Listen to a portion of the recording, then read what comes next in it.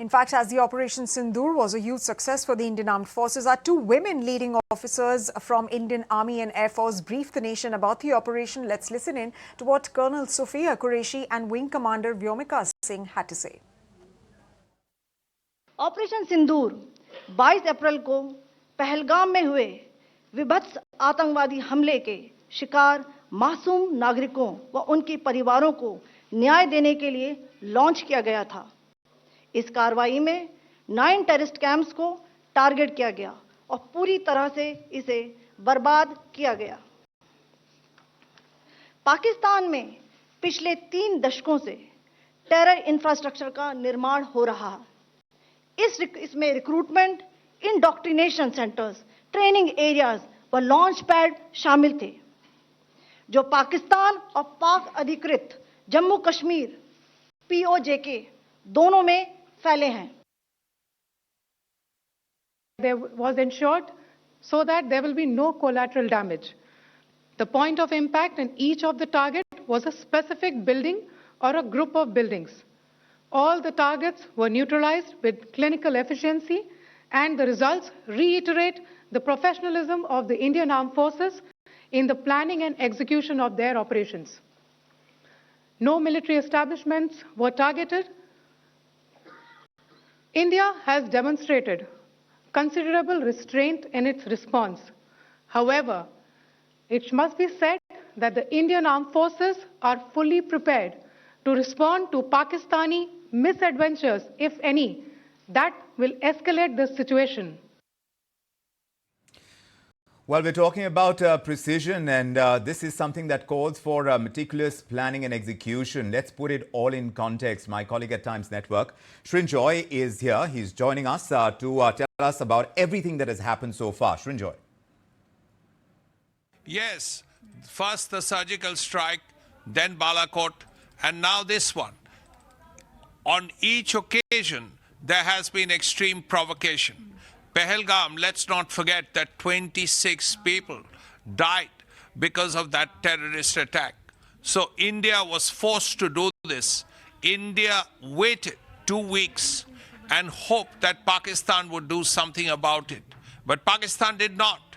And as a result, India had to strike, and 9 terrorist camps have been hit, and 2 terrorist headquarters among them.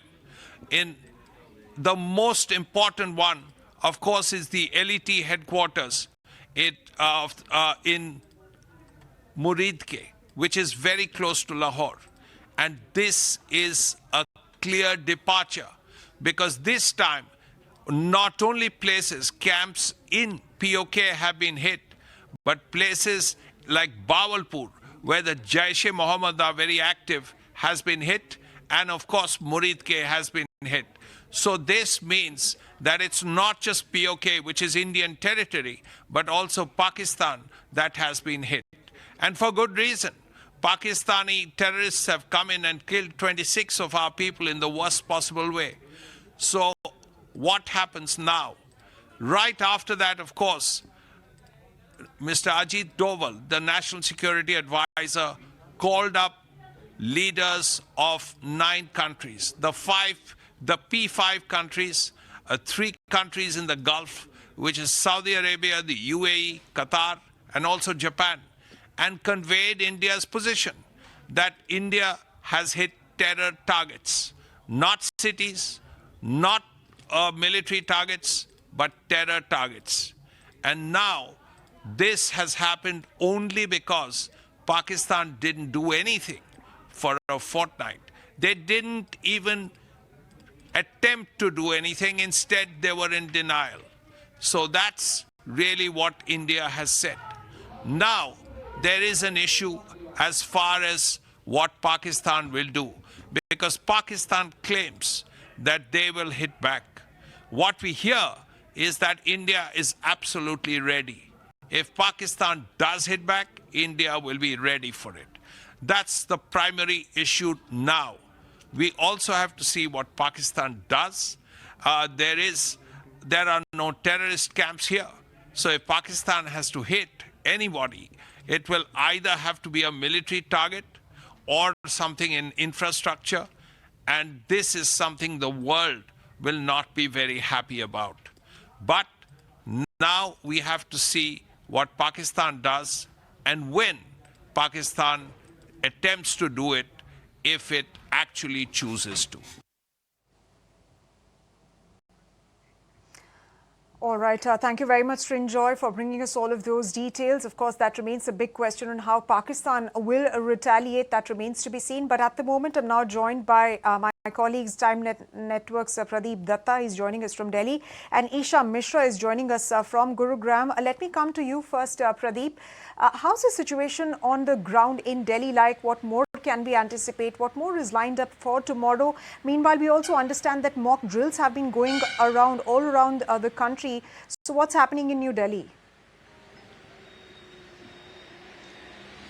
See, after this India launching the Operation Sindoor, 24 to 48 hours are really going to be very critical, and that's one of the reasons that the security has been beefed up. Already we saw that there had been meeting between the Prime Minister and the Director General of Border Security Force also, because for the last few days we had seen that he was meeting the Tri-Services Chief individually. He met General Upendra Trivedi, he met Air Chief Marshal also, he met Naval Chief also, and then National Security Advisor.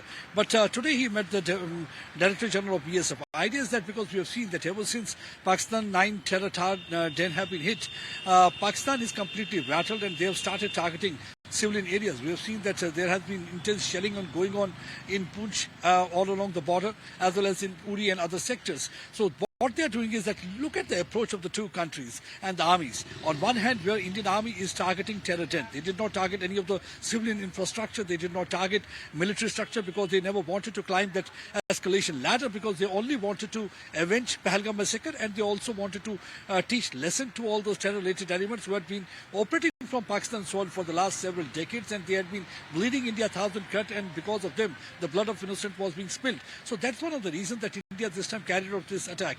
But unfortunately, what the Pakistan is doing, Pakistan, instead of targeting security force posts, they are targeting civilian areas. We have seen that more than 10 to 12 people have lost their lives, and 50 to 60 people are said to be injured, and most of them are said to be children.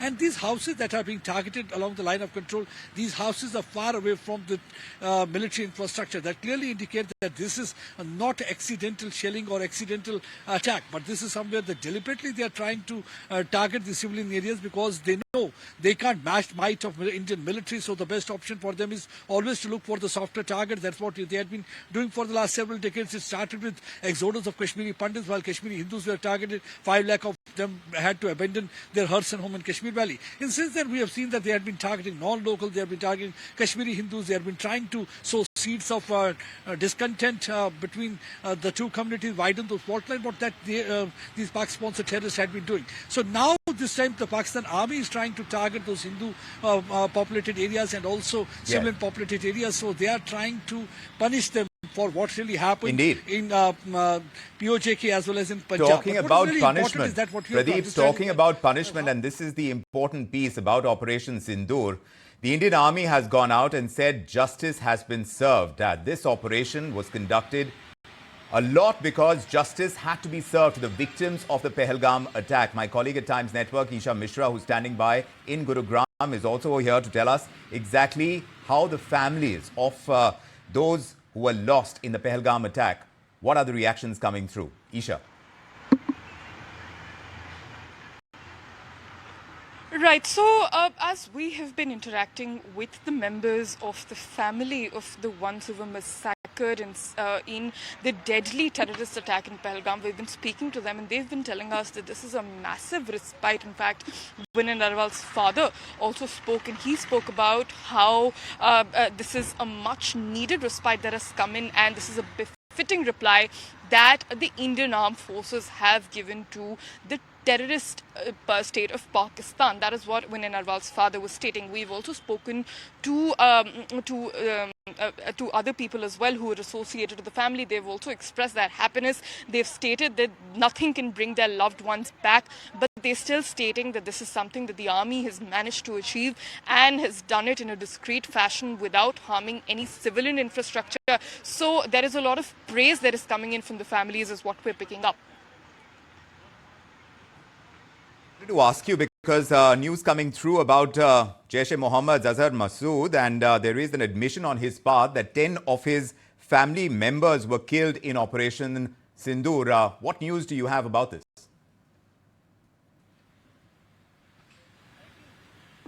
Right. So Operation Sindoor has targeted over 9 areas of, like Srinjoy and Pradeep were also pointing out, 9 areas have been pointing out. In fact, the Jaish-e-Mohammed terrorist, this is the same man who was let go in return of hostages in the past situations. He has come up front and he has stated that there are people in his family who have been killed because of the attack, and he has admitted it. So this is a clear admission of guilt that is coming through, because that was a clear hideout of the Jaish-e-Mohammed terrorists, because that was his family was there, and of course a lot of armaments and ammunition was also present there, and that is also something that the Indian Army has managed to destroy in an efficient fashion, in a fast fashion, while also being completely discreet about it. So a Jaish-e-Mohammed terrorist coming out and stating that his family has been killed, and a lot of people have been saying that Pahalgam has been avenged, but not just Pahalgam. This particular terrorist has been responsible for several attacks in India, and finally the message that we're getting from people who lost their loved ones, they're also stating that finally there is some revenge, there is something that has been avenged. But yes, he has come out and stated that his family members have been killed. Yes, indeed, and that's going to come as some kind of Isha, thank you peace. very much. Yes, indeed, absolutely. We are looking at developments across the board when you're talking about an action that is going to have such far-reaching consequences. But to unpack the critical questions that arise from Operation Sindoor, let's go across to some military minds, some diplomatic voices who are joining us on this special edition. Retired Air Marshal P.S. Aluwalia with us, along with retired Major General P.K. Sehgal. And also with them is former Indian Ambassador Deepak Bhojwani. Gentlemen, thank you for making the time and joining us tonight. Air Marshal Aluwalia, I want to ask you, this has been a complex, multi-target, non-contact operation inside hostile territory. From a strategic air power perspective, tell us, how significant do you see Operation Sindoor in that bid to build deterrence? What is the kind of message going out for this kind of warfare to be executed? What does it send out to Pakistan's military establishment? This was a classic operation wherein the use of air power, whether it be through the Army or the Air Force, was absolutely worthy of a classic attack, air attack, that you needed to attack, the precision that you wanted. And why did you need the precision? Because you basically did not want the situation to escalate. And as a consequence, you had already selected the targets, and there were targets across the LOC, and there were targets in the Pakistan mainland. As a consequence, you found that you had to use standoff weapons, and the Air Force was very well prepared. You had the Rafale, you also had the Mirage 2000, and you had weaponry which was beyond visual range. You could deliver at distances of even 300 kilometers, but I'm sure they chose to use the other one, that is the Hammer. You carry about, these are 250 kg bombs, precision guided, and you can carry about 8 of them in a Rafale, on a Rafale. They must have used this, which goes to a limit of about 100 kilometers or so. So in this manner, they carried out specific attacks across the LOC on all the launch pads, approximately 6 of them. And then you had in the mainland 4 more, which were the main infrastructure of the terrorist organizations like JEM and LET. Now, this is where the success actually lies, because this is discernible to the public in Pakistan also. They would have seen the visuals of how this infrastructure, terrorist infrastructure, was destroyed. So I think it was precision, it was selection of targets, it was no escalation, it was no civilian targets, no military targets to be noted, and no infrastructure or targets of economic importance. So all in all, you can say this was a grand success as far as air operations are concerned, and there was nothing more that could have been done. Precisely in selection of weapons, selection of platforms, selection of targets, and this will go a long way in curbing terrorism in the future. Now, coming to the question of escalation from the other side, certainly they will react because they have to. Otherwise, in the minds of the public there, the public sentiment is going to hurt them. But the question is, Right, sir. what will they attack? And Right, sir. there are no And terrorist camps here. If there is right, no other targets that they can actually have. And they right, cannot, their hands are tied, they cannot attack military targets. right, If they do that, they'll be heading for the escalation, right, and we'll right, again react and they'll react, etc., etc. And therefore, right. it's very crucial. I think what Right, Pakistan sir. And or that really, yes, like sir. they did Balakot, they just Yes, came sir, and and dropped. that really is the big question on how Pakistan is going to retaliate that now that it's been embarrassed on a global front when, first global leaders condemned terrorism and then being questioned at UNSC at a session that they themselves called for. But where do they go from here on? And let me take that question to Mr. Bhojwani, if you could answer that question. Well, actually, as you said, in the UNSC, Pakistan was almost embarrassed because it didn't get what it wanted. Everyone's calling for restraint and so on and so forth, because while almost every country in the world, barring one or two notable exceptions, they realize that India has the fullest right to retaliate. We're not talking about vengeance here only. I can understand the feelings of those families which have lost their loved ones, and even more of widows who have seen their husbands being shot down because of their religion. They would want vengeance, and that's understandable. But more than vengeance, we're talking about justice here. Justice means three things in this case. First of all, conveying to the terrorists and their backers, wherever they may be, whether it's in POK or Pakistan, that they cannot escape. The second is to tell the populations around there, since we didn't target civilian populations, to tell them that, look, if there are terrorists in their midst, we will reach out and get them in whatever way we can.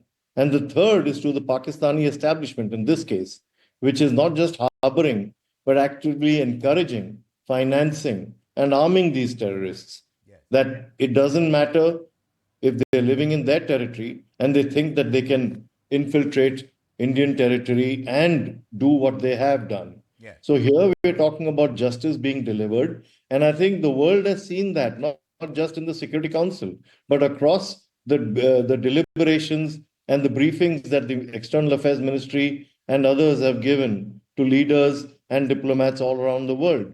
I've been in touch with diplomats myself in the past few weeks, and there's a tremendous amount of understanding, if Right. not just outright support, for what India needs to do. Of course, the way we've done it, it's very clear that we haven't gone overboard.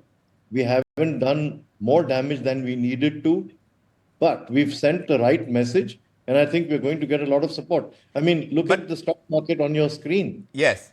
We haven't suffered. We haven't economic- suffered. There hasn't been the kind of fall that one might expect when geopolitical tensions go up. In other parts of the world, when they happen, we did see an impact, but not so much when we're talking about Indo-Pak tensions in our part of the world. But meanwhile, since we're talking about objectives, Major General Sehgal, do weigh in on this. One of the key objectives is deterrence. Now, that hasn't gone away. Do you believe the strikes that we've done, do they achieve credible deterrence for the future? Has India redrawn that red line on cross-border terror with the kind of operation that Sindoor has been? What happened this morning was a very focused, measured, and non-escalatory strike by India. 4 or 5 things stood out. Firstly, the entire operation was being monitored personally by the Prime Minister. He was leading from the front. Secondly, the type of coordination, jointness, and integration achieved between the three services was absolutely exemplary. After 1971, this is the first time that such coordination has been achieved between the three services. Thirdly, this operation was carried out from within our borders. No soldier went across, no aircraft went across. And we only targeted the targets that were connected with terrorism.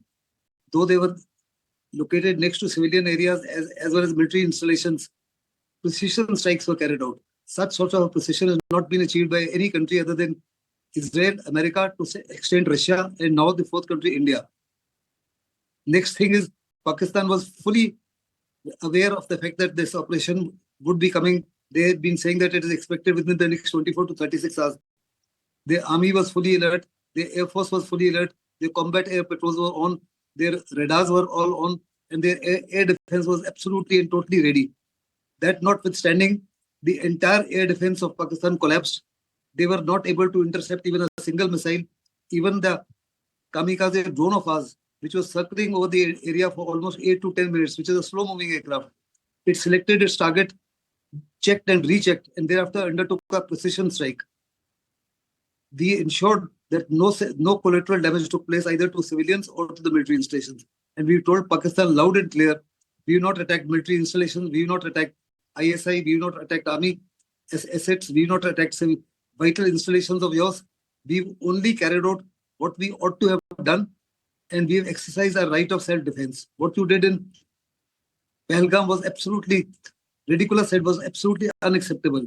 The entire world has stood by us, and in fact, the world will go along because what we've done, we've not attacked any of the military installation or any civilian targets. But unfortunately, as far as Pakistan is concerned, all along the line of control, they are not targeting our military or the BSF. They are targeting civilians. A lot of civilians about 8 of them have died, and about 28 of them have been seriously injured. This is something that is unacceptable. In no war do you target civilians, but Pakistan is deliberately targeting civilians because they know the riposte from the army is going to be very, very strong and very punitive.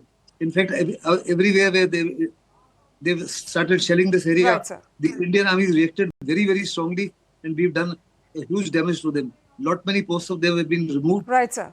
And I'm told that lot many casualties have been suffered by the army. Right. But repeat, we have not attacked the civilians at all, nor are we going to do that. And sir, India has called that act as right, sir. And India is calling that act a very measured response in response to what's been happening from the Pakistani side all of these decades. And that was a point that was also brought up by Vikram Misri, the Foreign Secretary, as well. Let me come to you, Mr. Bhujwani. Now, let me ask you once again, and let's focus back on how do you anticipate Pakistan is going to retaliate? Will there be escalation? If there is going to be an escalation, then what sort of an escalation? Because we're seeing that Pakistan not only let, terror groups on its soil attack India, but also it's been indulging in continuous shelling. So what are you anticipating? And if there is there's going to be an escalation, what's going to be the scale of that escalation?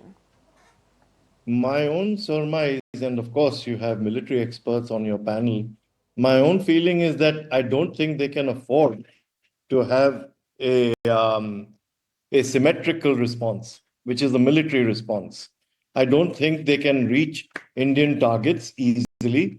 I think they would suffer much more.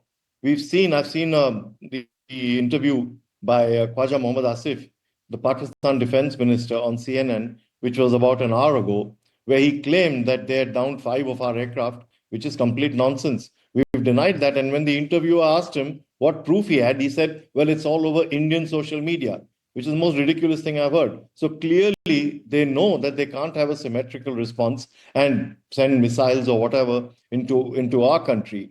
So perhaps what might be on their minds is perhaps another terrorist attack. They'll take their time over it. They will perhaps they might have already infiltrated terrorists because this is an ongoing sort of strategy of theirs. There could be possibilities of further terrorist attacks. But what we've seen also is that our government and our authorities all over the country are lining up civil defense drills and so on to enable our population at large to be able to be prepared for anything untoward that might take place. Right. It's very hard to predict what they will do. Indeed. But I would be extremely surprised if they come in. But like you said, our military experts would be in a better position to tell. Let me ask Air Marshal Ahluwalia. Of course, these mock drills, etc., are all underway for general civil preparedness. But according to you, based on your reading of Pakistan's past behavior, sir, are we likely to see retaliatory action, or do you think that Pakistan is going to de-escalate under pressure? See, the question is, how far do you want to go in terms of carrying out any subsequent operations? Do you want to climb the escalation ladder? Do you want to go for limited war? Do you want to go for total war? And this, the entire ingredients for this is to attack military targets, to attack civilian targets, to attack targets of economic importance, infrastructure. If they do that, then the response from this side will be much harsher and much harder than they are able to retaliate towards us. So, therefore, they'll have to make an assessment. Of course, the political pressure on the Pakistani government and the armed forces will be very, very high. And they will have to show some sort of a retaliation. Unfortunately, they will have no targets. They certainly don't want to climb the escalation ladder. They are in no capacity, either economically Yes. or militarily, to go up the ladder. But So, therefore, yes. what they would likely to do is try and just drop their bombs in some place or the other, like they did Sure. after Balakot. But sir, would As you a think? response, Yes. I don't think that is possible. But yes, just like Mr. Bhojwani just said, that perhaps they will carry out a few more strikes, you know. Yes. So perhaps through one the- can expect that. But do you think there would be a stronger kind of escalation if India had gone ahead with an attack on military establishments? Why do you think India did not do that? No, because it's neither in India's interest, neither in Pakistan's interest. Right. To go for an all-out war, albeit be limited, but still, it's going to be a no-win situation for either side. So therefore, the question of climbing the escalate, that is why these strikes were carried out with precision and only for the havens of Jaish-e-Mohammed and LET. Like for instance, in Muridke, Bawalpur, where the infrastructure was made to collapse. So we were very precise. We have no intentions of it going up the escalation ladder. The same thing, I'm sure, applies from the Pakistani side, except they're boxed, and they have very few options. And I think the only other option will be a few more tiny terrorist attacks here or there. I think there's no other option that they have at this point in time.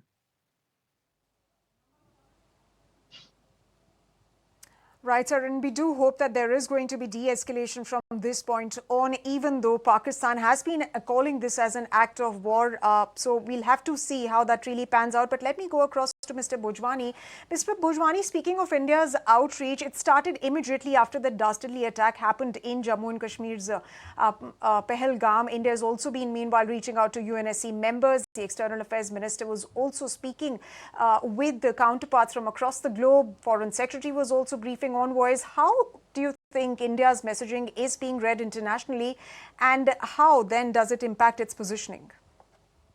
Look, I think I'd like to make a small correction here. India has not reacted after this attack only.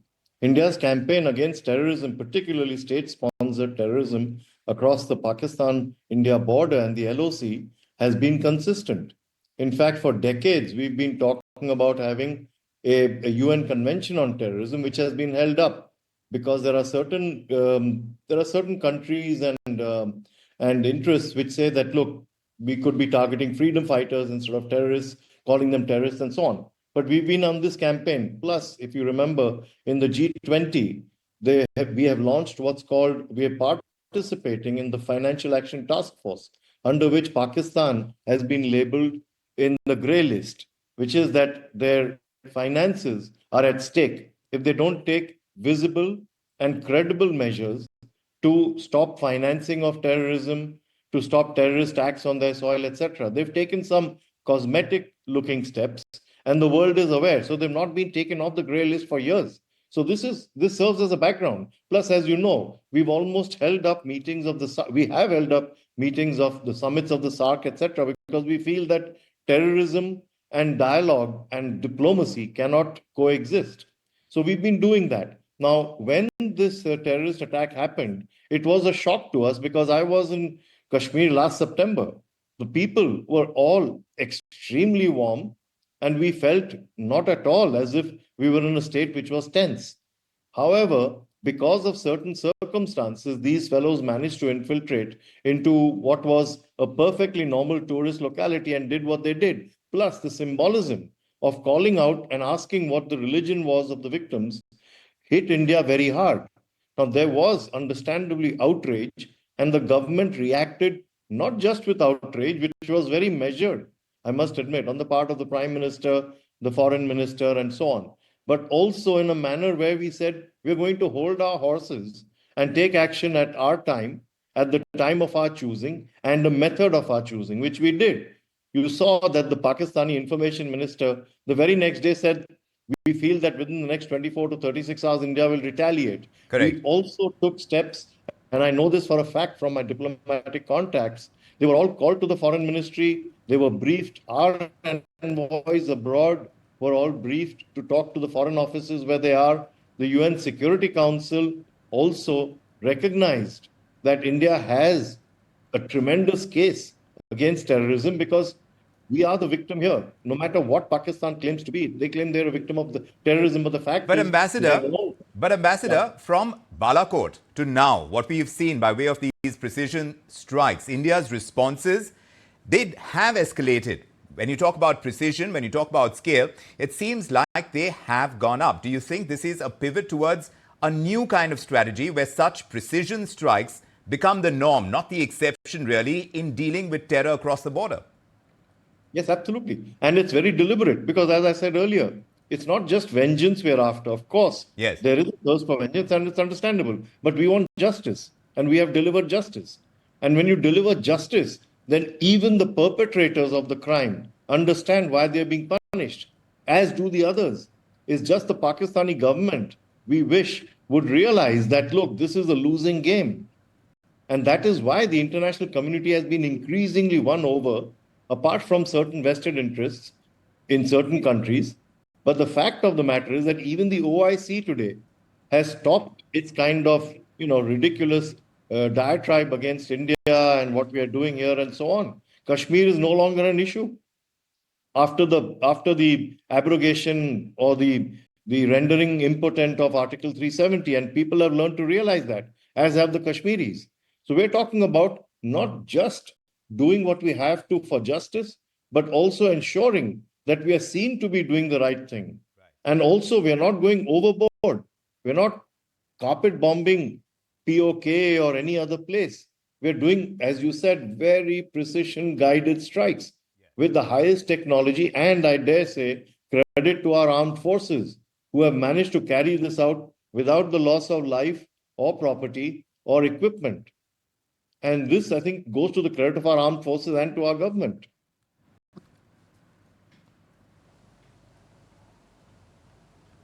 So, Air Marshal Aluwale, I just wanted to ask you, when we're talking about strategy over here, beyond the airstrikes, do you think India should be considering expanding that toolkit to include surgical ground raids or perhaps covert intelligence-led hits on the individual terrorists who are parked inside Pakistan? See, this is all a question of perception.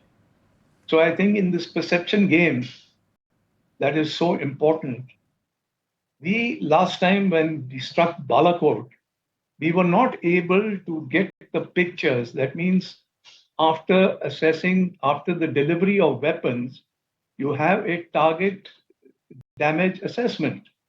Now, in this case, there was no TBA readily available. In the present situation, what happened was that firstly, of course, the aircraft itself can take the pictures of where the bombs are going, provided the weather is clear. It's not hazy, there are no clouds, etc. In this case, you have used not only what is available to you on the platform itself, but you have also used UAVs. UAVs for reconnaissance, for assessing the damage. And this time, nobody can criticize you to say that, look, we're not sure what the damage was, unlike the last time. So, in this game of perception, also, I think we are right on top where we should be.